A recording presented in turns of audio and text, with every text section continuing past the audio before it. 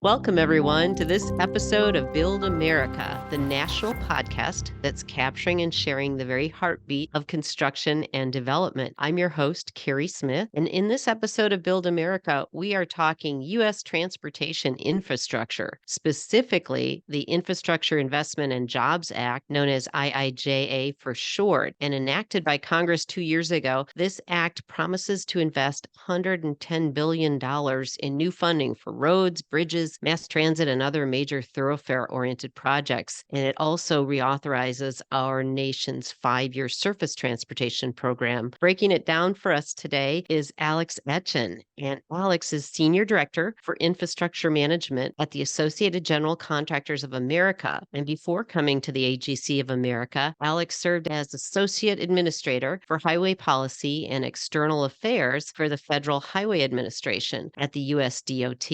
His expertise includes analysis of traffic and transportation performance data, new highway technology, transportation research, program innovations, and national transportation policy options study and analysis. And Alex, with all that to be said, it's great to have you here on this episode of Build America. Thank you for joining us. Yes, thank you for having me. Oh, our pleasure. Our pleasure. And our topic in this episode of Build America, I've dubbed Major Update of the Infrastructure Investment and Jobs Act, and would love to just have an overview from you, Alex, just to let people know who aren't familiar with the IIJA or haven't heard about it in a while. What is it and what does it entail? What does it govern? Well, sure. So I'll start by clarifying there were two different large pieces of legislation that passed last Congress. The IIJA, or infrastructure bill, or bipartisan infrastructure laws, what we're going to be talking about today. And we're not going to be talking about the Inflation Reduction Act, which was, of course, a separate bill, but oftentimes those two get conflated. So I wanted to clarify. And really, the infrastructure bill, it's a $1.2 trillion investment in our nation's infrastructure over 5 years. There's a lot of discussions about, is it a $1.2 trillion bill or a $550 billion bill? And really what this came down to was, what is new spending versus baseline spending? And so you have to remember, the nation was already spending money on the nation's infrastructure, on things like roads, bridges, transit systems. So if you took the last year of the last highway bill and set it across the next 5 years, that would have been baseline. So if you're looking at the new spending side of it, it's about $550 billion investing in things like transit, airports, runways, terminals, roads, bridges, levees, dams. And a big other thing that I like to distinguish here is, oftentimes we'll get asked at AGC, oh, the stimulus back in 2008 or 9 must have just been huge for your industry. And one of the mistakes they made with that bill was they said infrastructure projects had to be shovel ready. I remember that. So you really got a lot of bridge painting, a lot of resurfacing, and it really only made up a small percentage of that bill. So, they took lessons learned with this bill and said, let's make sure this goes to actual, transformational projects. And so they did it right. They didn't put in that shovel-ready requirement. They gave largely this money to states to manage over the next 5 years.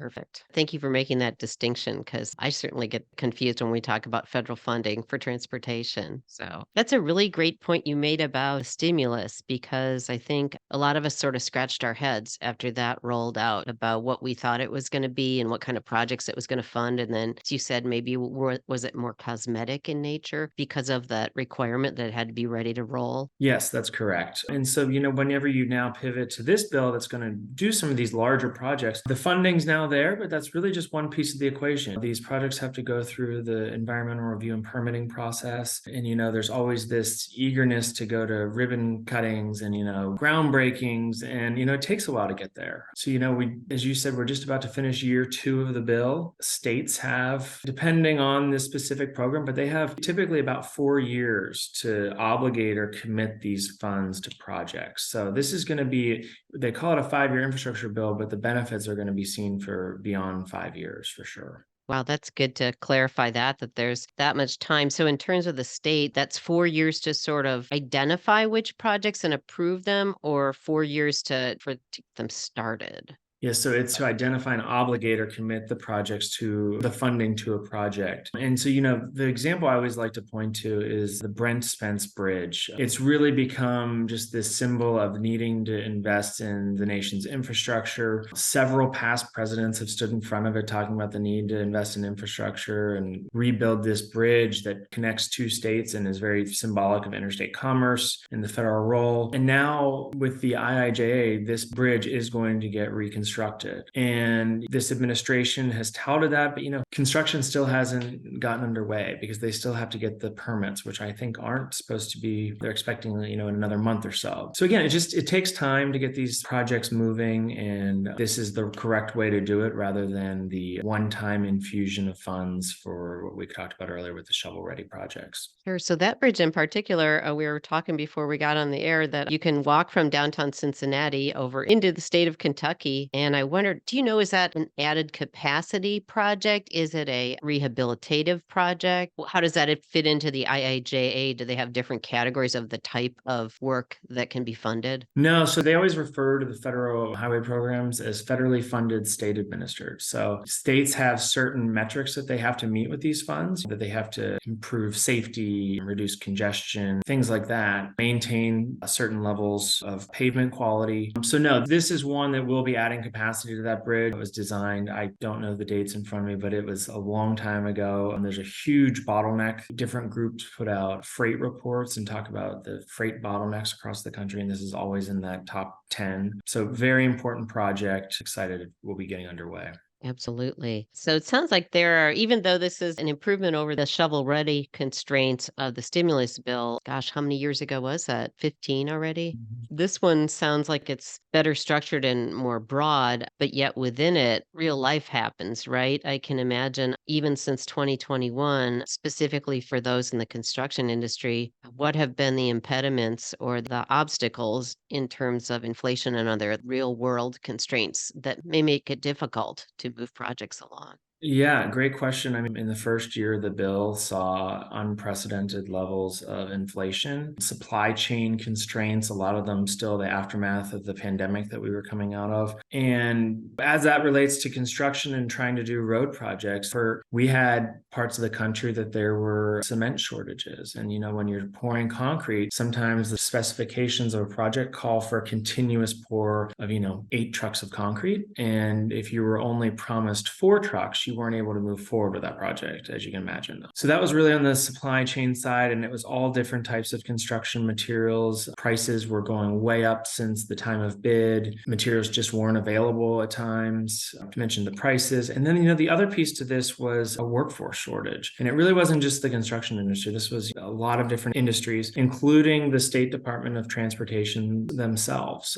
They essentially got a 30% increase in funding. And that's more projects. That's more staffing work that needs to be done. So I think that was also a challenge in the first year. On the regulatory side, I think one other thing worth mentioning is this bill included new Buy America requirements. So in the past, Department of Transportation projects had a Buy America requirement for things like iron, steel. This broadened those requirements into construction materials. As you can imagine, that is a much broader inclusion of materials out there. So it is been a process over the last 2 years to get clarity on what it applies to, what it doesn't. And as that relates to a contractor trying to bid on a project, if you don't have those answers, that's really unknown risk that you have to build into your bid whenever the state lets the project. So we're finally getting answers that provide some clarity to the states, to the construction industry on those new requirements. Yeah, I can't imagine if you have to limit where you're sourcing something from and the wait time that you've got to deal with and the cost and the price. Are there certain, not to get too far in the weeds on the Buy America, but is it like 70% of steel joists have to be made in America? Is it certain material percentages, or how do they even go about structuring that requirement?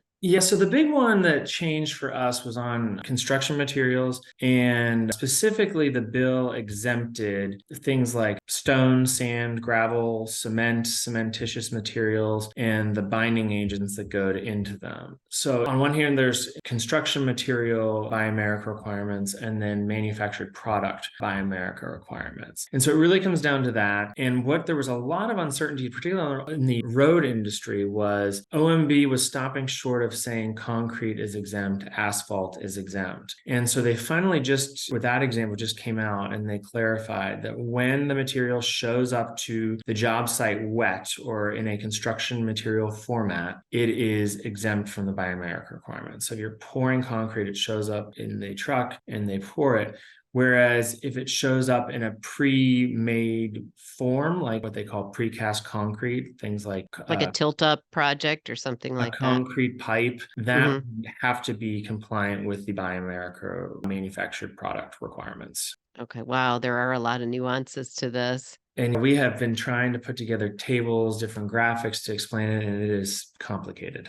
I bet. Is there anything new with regard to the minority or women-owned business requirements of these projects or anything else that veers off from what a contractor would typically be familiar with on bidding on I would say, a regular federal project? That's a great question. The bill does continue forth the 10% goal for contracts going to minority and women-owned businesses. AGC represents all types of construction companies, including what they call the DBE or disadvantaged business enterprises that you just mentioned. And really one of the challenges there continues to be the contractors all want to meet that goal, and there's just not enough DBEs out there. So there continues to be that challenge in a lot of states. How do you get people to start those companies? I can only imagine. And I'm really glad, Alex, you brought up about just the internal state DOT workforce strain, because for some reason I should have thought of that, but I didn't even think about all the engineers and the architects and the folks, project managers who are having potentially drastically increasing their, what is it, like a 5-year state program for projects and the workload that exists, but maybe not enough people. So what kind of folks really, how would they be short staffed within a DOT? It would be all those positions, wouldn't it be?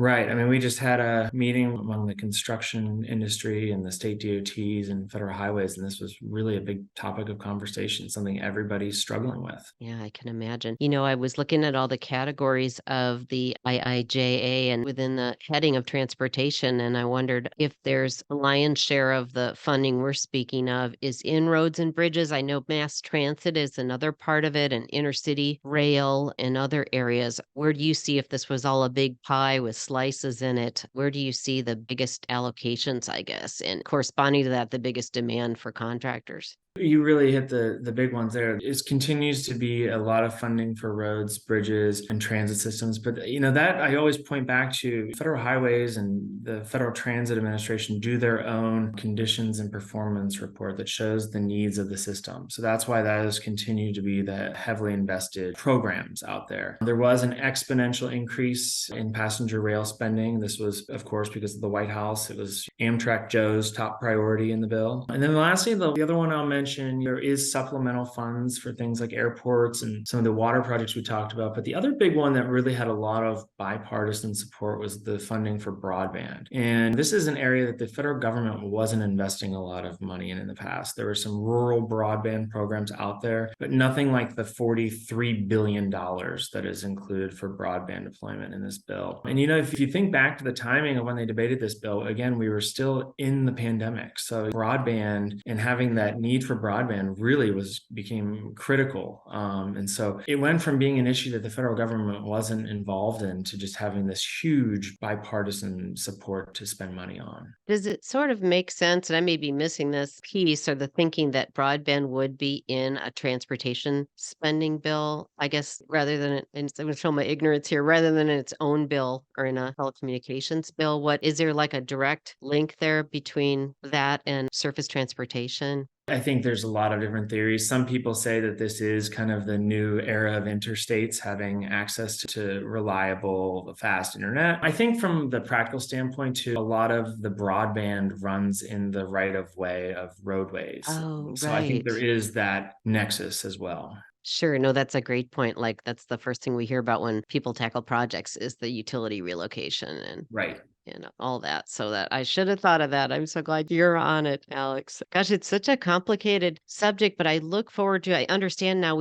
why we don't have a lot of high profile examples of projects because it's just taking that long to move the needle. When do you think I should invite you back on to talk about some of them? Another year perhaps? So they say, there's a lot of different researchers, academic think tanks have put out historically in a 5-year bill, they say years 3 and 4 are where there's a really big increase in projects getting underway. So we're still very optimistic that this bill is going to really deliver some impactful results in communities all over the country. That's awesome. Sounds like we can have another updated and really productive conversation in mid 2024, if not sooner. We'd love to have you back on. And we just really enjoyed learning today from Alex Etchen, Senior Director for Infrastructure Management at the Associated General Contractors of America. And Alex, thanks for taking something that's super complicated and translating it so we can understand what's going on. Anytime. That's a talent you have, and we appreciate you being on Build America, and would definitely love to have you back on and learn from you again soon. Thank you. Would love to. Great.